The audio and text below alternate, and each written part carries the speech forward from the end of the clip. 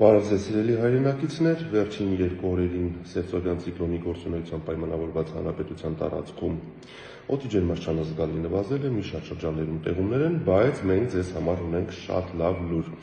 Վաղվանից սկսած հոկտեմբերի 3-ից այդ ցիկլոնը ամբողջությամբ դուրս կգա մեր տարածաշրջանից, իր տեղը զիջելով հարավ-արևմուտքից արևադարձային լայնություններից ներթափանցող տաքոթային հոսանքներին, եւ հոկտեմբերի 3-ից 6-ն ընկած ժամանակահատվածում մեր երկիրը գտնվելու է այդ տաքոթային հոսանքների ազդեցության գոտում,